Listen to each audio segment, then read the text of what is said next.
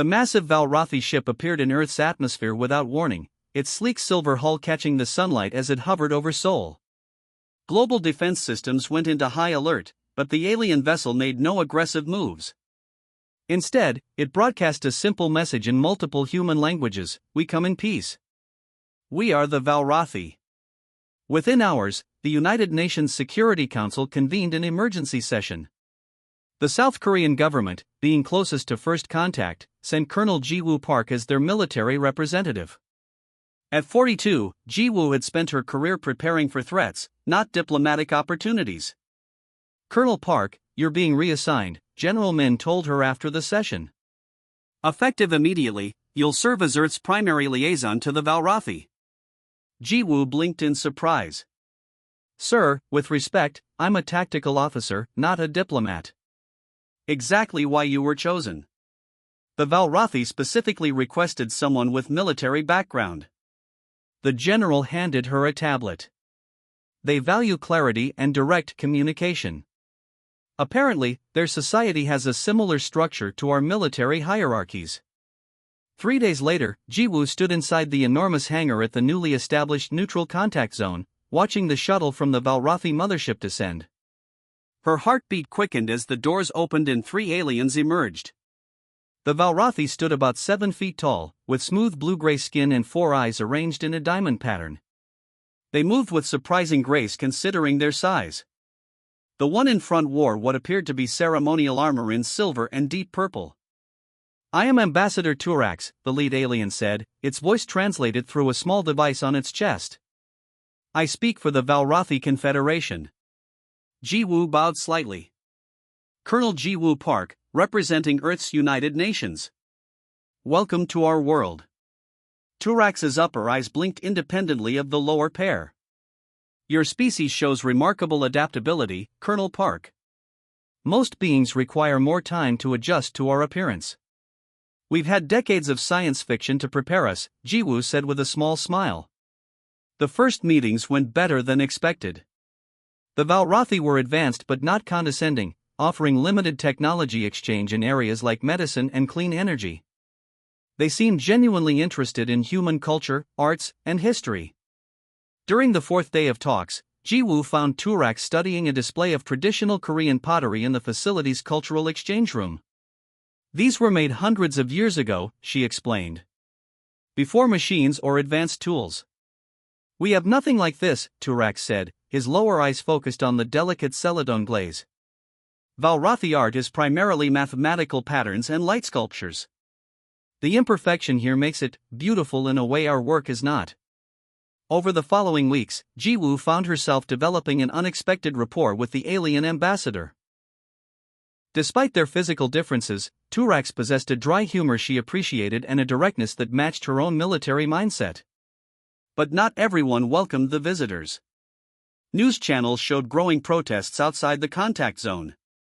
"Humans only" and "Earth for Earthlings" signs appeared in crowds around the world. "Some fear what they don't understand," Ji-woo explained to Turax during one of their private meetings. "It is the same with my people," the ambassador admitted. "The High Command only approved contact after decades of debate. Some still believe isolation is safer." Their conversation was interrupted when alarms blared through the facility. Ji-woo's phone buzzed with an emergency alert. "There's been an incident at Research Site 3, she told Turax, her face grim. "Someone breached security. 2 of your scientists were attacked." Turax's skin darkened with emotion. "Are they alive?" "Yes, but injured. The attacker left a message claiming humans should develop technology without alien influence." The next morning, as Ji-woo reviewed security footage with her team, she noticed something strange. "Freeze that frame," she ordered, pointing at a blurry figure in the background. "Enhance Sector 4B." The image cleared, revealing a shadow that didn't match any of the known personnel. "That's not human," her security chief Do-hyun said quietly. "And not Valrathi either," Ji-woo agreed. Later that evening, Ji-woo met Turax on the facility's observation deck, where the ambassador often went to think. The lights of Seoul sparkled in the distance. "We need to be careful," she said without preamble. "Something isn't right about the attack. Turax turned all four eyes toward her. I received a message from our ship. There have been irregularities in our communication systems. Data missing. Logs altered. Jiwoo felt a chill despite the warm evening. Someone's playing both sides. The question is who, Turax replied, and what they hope to gain from conflict between our peoples. 3 months after first contact, the joint human Valrathi research facility outside Busan buzzed with activity. Scientists from both species worked together studying compatible technologies. Through the large windows, the yellow sea sparkled under morning sunlight. Until the explosion shattered the peace. The blast tore through the east wing, destroying months of research and injuring 5 Valrathi scientists. Security footage showed 3 masked figures planting the device before escaping in an unmarked vehicle. Jiwoo arrived at the smoking ruins within the hour. She found Do-hyun collecting evidence, his face tight with anger. "Third attack this month," he said, handing her a tablet. They left this behind. On the screen was a crude emblem, Earth's continents with the words Earth first across them. "They're getting bolder," Jiwoo noted. "This isn't just vandalism anymore. They meant to hurt people." "People?" Do-hyun questioned. "Or specifically Valrathi?" The emergency meeting at the Defense Ministry that evening was tense. Officials from 6 countries attended, along with Ambassador Turax and 2 Valrathi security officers. "The Valrathi Confederation is concerned," Turax stated, his normally fluid movements now stiff. 3 attacks in 1 month suggest a pattern, not isolated incidents. President Sun looked troubled. "We've identified the group responsible. They call themselves Earth First. Our intelligence agencies are working to locate their leadership." "Working isn't enough," one of the Valrathi officers clicked. "Your species invited us here, then allows violence against our people." Jiwoo studied the officer. Something about his aggressive stance seemed calculated rather than emotional. Later that night, Jiwoo sat in her small office reviewing financial records that Do-hyun had obtained. The data showed unusual money transfers to shell companies that appeared just after the Valrathi arrival. Her secure phone buzzed with a message from Turax, "Need private meeting. Information you should know." They met at a quiet tea house in the old part of Seoul. The owner, a friend of Jiwoo's family, gave them a private room in the back. "Our ships detected unusual communications," Turax said quietly. "Encrypted signals sent from Earth to an unknown destination beyond your solar system." Jiwoo's cup paused halfway to her lips. "Not your people?" "No.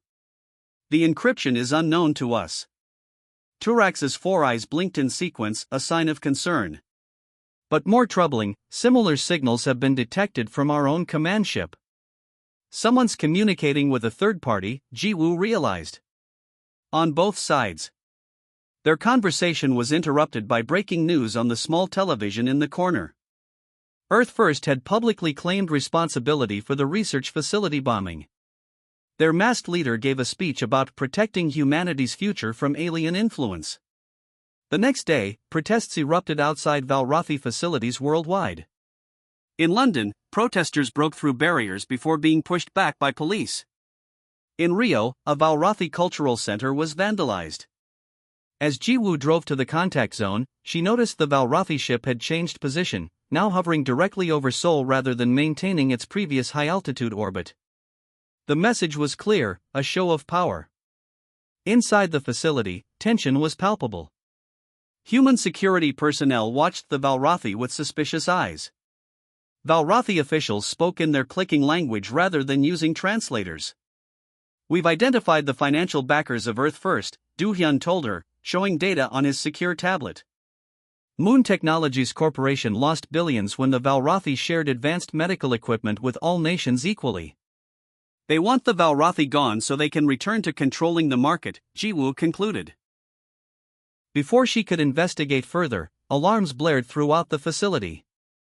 On the main screen, footage showed armed Earth First members breaching the perimeter of the Valrathi embassy in Tokyo. "This is different," Do-hyun said grimly. "Professional equipment, military tactics. Not just angry protesters." Jiwoo's phone rang. It was Turax. Our High Command has ordered defensive positioning, the ambassador said, his voice unusually formal. Valrathi ships will protect our people on Earth. Defensive positioning could be misinterpreted as aggression, Jiwoo warned. We need time to resolve this. Time runs short, Colonel Park. Some of my people already call for withdrawal from Earth. Others suggest stronger measures. That evening, Jiwoo stood on her apartment balcony watching 3 Valrathi vessels take positions around Seoul. Their weapons systems glowed with standby energy, not firing, but ready. Her secure tablet chimed with a message from Do-hyun, found something strange in Earth First Leader's medical records. DNA anomalies not matching any known condition. As she pondered this, international news reported Valrathi ships appearing over 12 major Earth cities.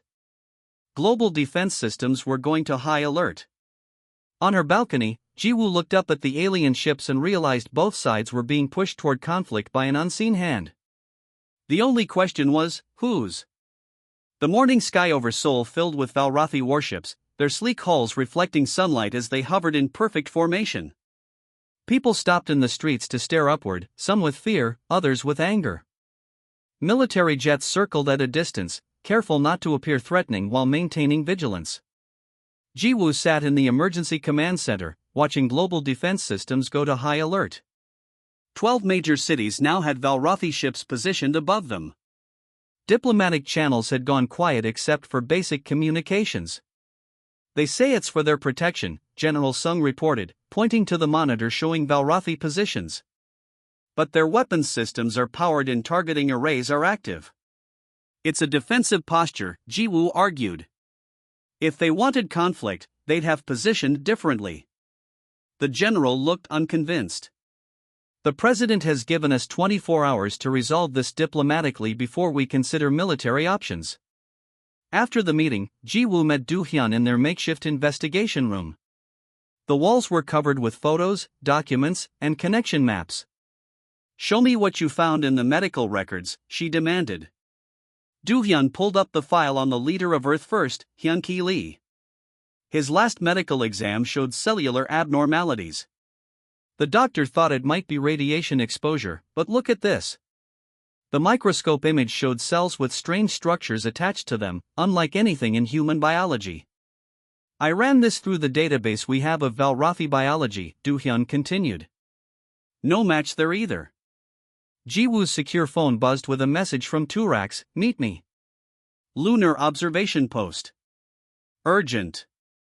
6 hours later, Jiwoo's shuttle docked at the small facility on the dark side of the moon. The observation post was officially meant for deep space astronomy, but its actual purpose was to monitor extraterrestrial activity near Earth. Turax was waiting in the dimly lit conference room. Beside him stood another Valrathi she didn't recognize, shorter and with darker skin. This is Dr. Merrick, our chief biologist, Turax explained. Show her, Merrick. The Valrathi scientist activated a holographic display showing cellular structures similar to what Do-hyun had discovered. We found these in Council member Vorax's tissue samples, Merrick explained. Vorax has been the most vocal advocate for military action against humans. These aren't natural to Valrathi biology? No. They're engineered nanocells. They enhance aggression and paranoia while allowing external influence on the host. Jiwoo felt a chill. We found similar structures in the leader of Earth First. Turax's 4 eyes blinked in sequence. Then both our species are being manipulated. By whom? Jiwoo asked. Merrick adjusted the display, showing a 3-dimensional star chart. We detected unusual signals from both Earth and our command ship. They were directed to this region. The display zoomed in on a distant star system. This is Krov space. We've had limited contact with them in the past. They're technological scavengers who prefer to let other species fight while they collect the remains. Like vultures, Jiwoo murmured. Precisely, Turax agreed. They lack the strength to defeat either humans or Valrathi directly. But if we destroy each other, they get everything without a fight, Jiwoo finished. Their meeting was interrupted when alarms blared throughout the facility. A communication officer rushed in.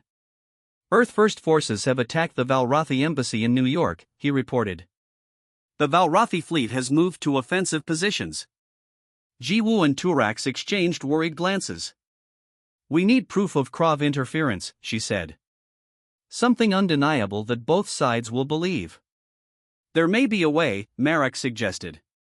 If the nanocells are receiving signals from Krav controllers, we could trace the communication pattern. Back on Earth, tensions escalated hourly. The Valrathi ships had lowered their altitude, weapons fully powered. Earth's missile defense systems were activated, locked onto the alien vessels. Jiwoo and Doohyun worked frantically in their secure lab, adapting Valrathi scanning technology to detect the Krav control signals. There! Doohyun exclaimed as their device picked up an unusual frequency. Coming from inside this building? They traced the signal to a maintenance closet near the main communications center. Inside, they found a small device hidden behind a panel, its alien design unlike anything human or Valrathi. A relay, Jiwoo realized. It's boosting signals to and from the Krav. Before they could remove it, the closet door slammed shut, locking automatically. Seconds later, gas began flooding into the small space.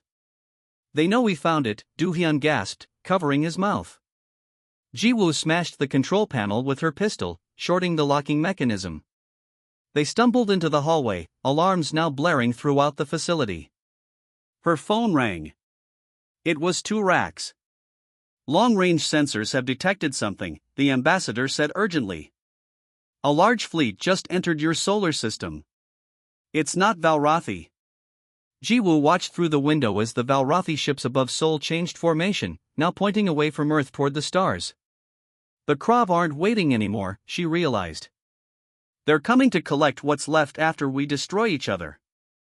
Jiwoo raced through the halls of the United Nations emergency session in New York, the Krav relay device secured in an containment box under her arm. Security personnel barely had time to scan her credentials before she pushed through to the main chamber. Inside, chaos reigned. On one side of the room stood Earth's leaders, faces tight with tension. On the other, a delegation of Valrathi officials, their blue skin darkened with anger. Screens around the chamber showed Valrathi warships in position above major cities and Earth's missile systems locked and ready. We demand immediate withdrawal of all Valrathi ships, the American president was saying, his voice firm. Any other action will be considered hostile. The lead Valrathi diplomat's four eyes blinked in sequence. Your species attacks our people then demands we leave ourselves vulnerable? We refuse. Jiwoo spotted Turax standing slightly apart from the other Valrathi. Their eyes met across the room, and he gave an almost imperceptible nod. Madam Secretary, Jiwoo called out, stepping forward. I have critical information that changes everything we understand about this conflict. Murmurs filled the chamber as Jiwoo placed the containment box on the central table. Doohyun followed, carrying a tablet with their compiled evidence. This device was found in our security headquarters, Jiwoo explained, opening the box to reveal the alien technology. It's neither human nor Valrathi in origin. It's a Krav communication relay. What are Krav? Asked the French representative. Turax stepped forward. A predatory species from the outer arm of the galaxy. They advance by manipulating other civilizations into conflict, then taking what remains. Doohyun activated the large display screen, showing microscope images. We found evidence of Krav nanotechnology in key individuals on both sides, specifically those pushing hardest for conflict. Images appeared of Earth First leader Hyun-Ki Lee alongside Valrathi Council member Vorax, with highlighted cellular anomalies in both. These modified cells increase aggression while making the host susceptible to Krav influence, Jiwoo continued. Earth First isn't a natural movement, it's been engineered. The room erupted in heated discussion until a loud alarm cut through the noise. All eyes turned to the main screen, now showing a fleet of strange ships entering the solar system beyond Mars. The Krav are here, Turax announced. 17 warships moving toward Earth. The Secretary General looked pale. You're suggesting these Krav have been manipulating both sides toward war? Why? Because together, humans and Valrathi would be formidable, Jiwoo explained. Divided, we're vulnerable. They've done this before. She nodded to Do-hyun, who brought up recovered Valrathi historical records showing similar patterns on other worlds. Planets that had torn themselves apart just as Krav ships arrived to salvage the remains. A military aide rushed into the chamber, whispering urgently to Earth's defense leaders. Earth First Forces have launched unauthorized attacks on Valrathi ships in 3 locations, the American general announced grimly. Screens showed missiles streaking toward Valrathi vessels, though none had hit their targets yet. We didn't authorize this, the president insisted. Just as our ships were not authorized to power weapons, Turax countered. The Krav are forcing our hand. Jiwoo's phone buzzed with an incoming message from an unknown source. The text was simple: check the water. Understanding dawned immediately. The water supply, she said loudly. Do-hyun, scan the building's water system for nanomaterials. Results confirmed her suspicion: microscopic Krav technology had been introduced to the building's water supply, affecting everyone who had consumed it. We're all being influenced, Jiwoo announced. The anger, the mistrust, it's being chemically enhanced. Before anyone could respond, the lights flickered. Security alarms blared through the building. Breach in the East Wing, a security officer reported. Multiple armed intruders. Surveillance footage showed figures moving through the halls, not human or Valrathi, but something else. 3 armed creatures with scaled skin and elongated heads. Krav infiltrators, Turax confirmed. They've come to ensure negotiations fail. Jiwoo made a split-second decision. She grabbed the microphone from the central podium, bypassing security protocols to broadcast globally. People of Earth and visitors from Valrath, she began, her voice transmitting to every connected device on the planet. We are being manipulated into destroying each other by an alien race called the Krav. She explained quickly about the nanotechnology, the coordinated attacks, the approaching fleet. As she spoke, Do-hyun transmitted their evidence to news networks worldwide. The headaches many of you have felt near Valrathi technology? The unusual anger? The Krav engineered these reactions, she continued. They've done this before to countless civilizations. They create conflict, then collect the pieces. Gunfire erupted outside the chamber. Krav infiltrators were getting closer. We have minutes to decide, Jiwoo concluded.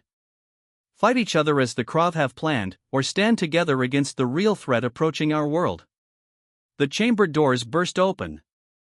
3 Krav soldiers entered, weapons raised.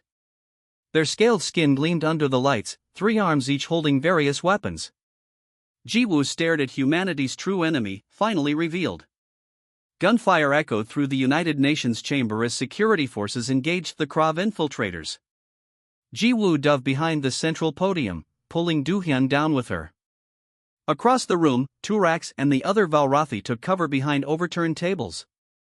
The 3 armed Krav moved with shocking speed, their scaled bodies twisting in ways that seemed impossible. 2 security guards fell before anyone could react. Their exoskeletons deflect bullets, Turax called out, tossing something across the floor to Jiwoo. She caught it, a Valrathi energy weapon, small but powerful. Jiwoo aimed carefully and fired. The blue energy burst struck a Krav in its central eye cluster. The creature shrieked and fell. Central nervous system is their weakness, Turax explained, taking down another infiltrator with his own weapon. Outside, chaos spread across the globe as Jiwoo's broadcast reached billions. In cities worldwide, people looked up at the Valrathi ships with new understanding. The ships themselves were now repositioning, turning away from Earth to face the approaching Krav fleet. In the command center beneath the UN building, Jiwoo stood before the combined military leadership of Earth and the Valrathi High Command. The room hummed with activity as both species worked side by side, centuries of military suspicion temporarily set aside. The Krav fleet will reach Earth orbit in 6 hours, Admiral Han reported, pointing to the tactical display. 17 warships, each carrying approximately 200 fighter craft. Their technology exceeds Earth's capabilities, added General Song grimly. The Valrathi fleet commander Nexus clicked his mandibles before speaking. Their ships are biologically enhanced machines. They use living tissue as part of their construction, which gives them advanced self-repair but creates vulnerabilities.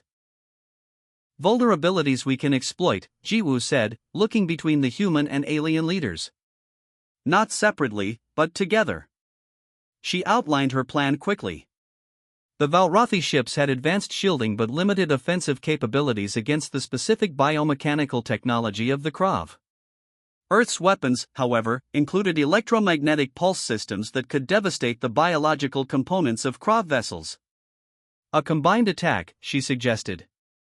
Valrathi shields protecting Earth vessels long enough to deliver EMP strikes. Du Hyun stepped forward with another critical discovery. We found the frequency the Krav used to control their biological implants in humans and Valrathi. If we broadcast a counter-signal, we can free those under their influence, Turax finished. Within the hour, the counter-signal broadcast began. Across the world, members of Earth First suddenly stopped their attacks, many collapsing as the Krav nanotechnology in their systems shut down. On Valrathi ships, similar scenes played out as influenced crew members returned to normal. In Seoul, Hyun-Ki Lee, the Earth First leader, awakened as if from a dream. Horrified by what he had done under Krav influence, he immediately surrendered to authorities and offered critical information about remaining Krav agents on Earth. As the Krav fleet entered Earth orbit, they found not two civilizations at war, but a united defense force. Earth's military satellites and ground-based weapons had been integrated with Valrathi defensive systems. Fighter jets launched worldwide, each now equipped with Valrathi shield generators.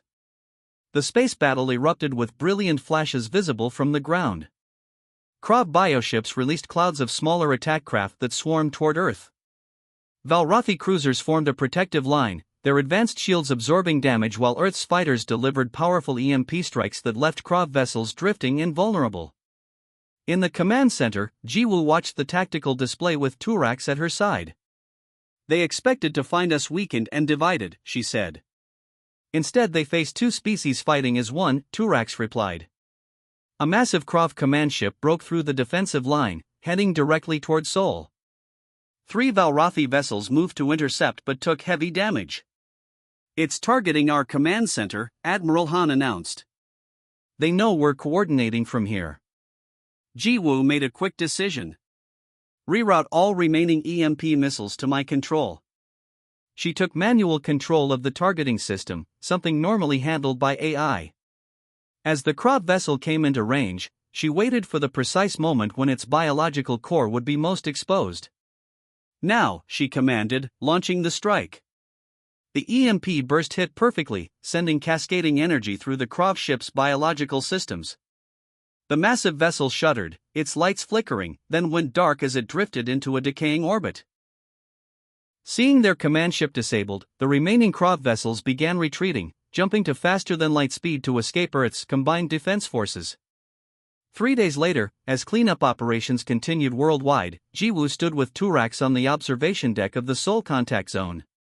Below them, humans and Valrathi worked together repairing damage from the brief but intense battle. The Krav will return eventually, Turax noted. They are persistent predators. And they'll find us stronger, Jiwoo replied. Not just as allies, but as friends. In orbit above them, a new station was under construction, a joint human Valrathi defense platform, its name displayed proudly on the outer hull, United Front.